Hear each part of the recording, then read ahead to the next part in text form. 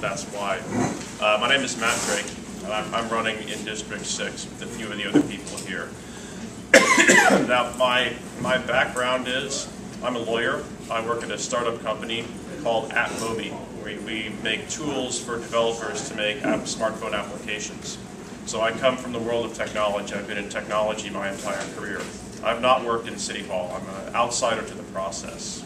I think that's a good thing. I think for too long you have people on the board who are all insiders and dealing with each other, and it would be good to have some fresh blood on the board. A couple of things I want to push as supervisor. The first is I want to encourage business growth in San Francisco.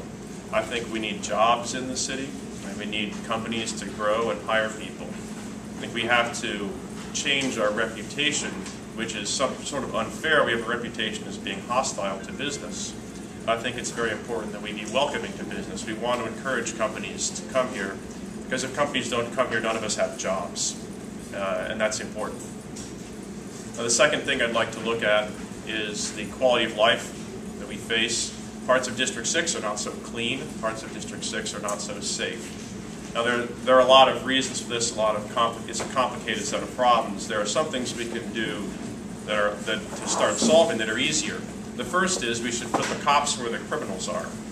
We have in the high crime areas of the city, some of which are in here, we should concentrate our police, because there is a very small number of people who are causing almost all the problems. Most people do not cause any problems. So we should try to clean up the areas that are the most unclean and unsafe, and then move the police around from the higher crime areas from the lower crime areas. The third thing I'd like to look at is what I can call good government. Our city government is not very well efficiently run, and it's not necessarily very well managed. We don't spend our money efficiently. I mean, the example I always use is the city of San Francisco spends $200 million a year on IT, that's its computers, and its computer programs. $200 million a year we spend on this.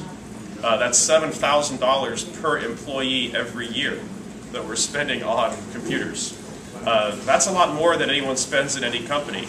And for all that money we spend, no one knows how many servers we have, and there isn't a working email system. 1 minute.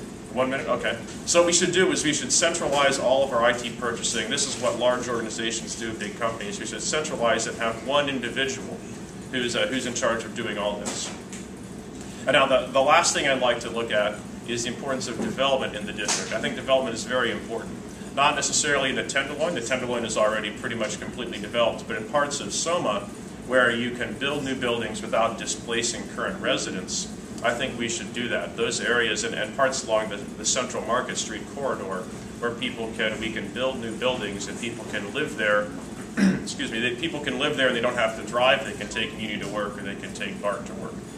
I think that's all the time I have left, so if you have any questions, I'll take questions for...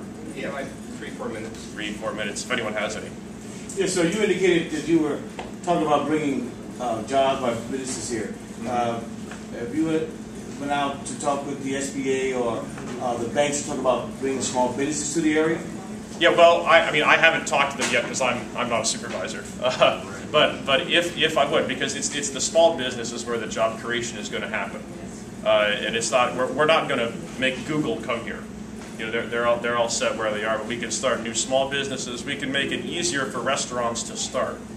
For instance, if you've ever talked to anyone who wants to start a restaurant, all the levels of permits, and it's months and months and months of almost fighting against the city that they have to go to just to start a restaurant.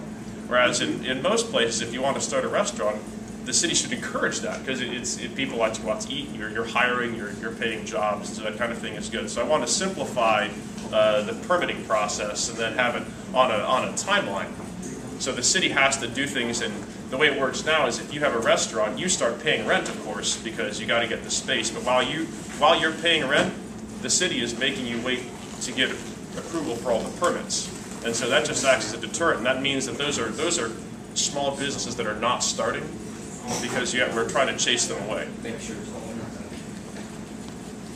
Any other questions? So my name is Victor Nelson, and you talked about certain parts of the Tenderloin being plagued or District 6 being plagued by an element that needs to sort of be cleaned up, or It's a small number of people. I mean, most people are. so I'm wondering if really the police, and we'll have to get into it, but I'm wondering if the police are the answer to deep standing social rooted issues that are complex. I don't think that They're not. I would not say that the police are the. I mean, the police are the answer to a very narrow set of issues. I mean, you see open drug dealing on the streets and things, and people coming into San Francisco to deal drugs because our reputation is it's the penalties for doing drugs here are less than they are in some other jurisdictions. But the police, they can't solve the long-standing social problems, and the Tenderloin is not going to. You don't want it necessarily to become all vanilla, but you can take some of the most damaging behavior. You know, you see violent crime and people are shot here all the time. That doesn't make the neighborhood a better place.